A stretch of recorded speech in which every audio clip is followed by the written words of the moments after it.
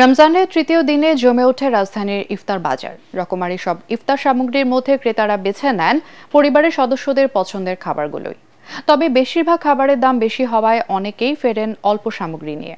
ব্যবসায়ীদের দাবি, নিত্যপণ্যের বাজার চড়ার কারণে ইফতার সামগ্রীর দাম বাড়তি। আরও জানাচ্ছেন ঐশী গোস্বামী প্রমা। ভিশনের ফুলঝুরি মেগা অফারে ফ্রি কিনলেই পাচ্ছেন 16 পিসের আকর্ষণীয় গিফট বক্স একদম ফ্রি। প্রতি বছরের মতো এবারেও রমজান উপলক্ষে বাহারি সব খাবারের পসরা সাজিয়ে বসেছেন রাজধানীর ফার্মগেট কারণ বাজারের ব্যবসায়ীরা।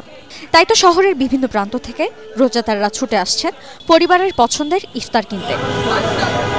মালাই জিলাপি, শাহী হালিম, রেশমি কাবাব, চিকেন ক্রম চিজ বল, জালি কাবাব, বিফ গ্রিল চাপ, শাহী দই বড়া সহ ইফতারে নানা মুখরোচক খাবারের পসরা ছিল স্টার ইফতার বাজারে।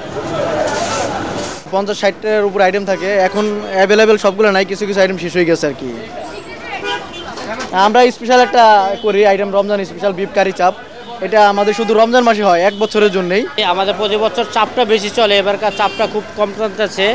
অন্যান্য আইটেম ওই পেঁয়াজও যেগুলো কম দামে 8 টাকা পিস, ওগুলো বেশি মানুষ ক্রয় করতেছে।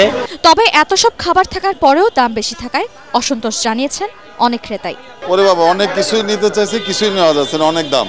এই যে খালি চিকেন ভেজিটেবল রোল নিলাম, আর কিছু নেওয়া যাবে না। স্টার কাবাবের মান ভালো, সেই জন্য আমরা, বাচ্চারাও পছন্দ করে, আমরাও খাইতে ভালো লাগে, সেই জন্য আমরা স্টার কাবাব থেকেই নিই। বিক্রেতারা বলছেন, দ্রব্যমূল্যের ঊর্ধ্বগতি থাকায় দাম বেড়েছে কিছু পণ্যের দাম কমাতে সরকার কার্যকর ব্যবস্থা নেবে প্রত্যাশা সাধারণ মানুষের।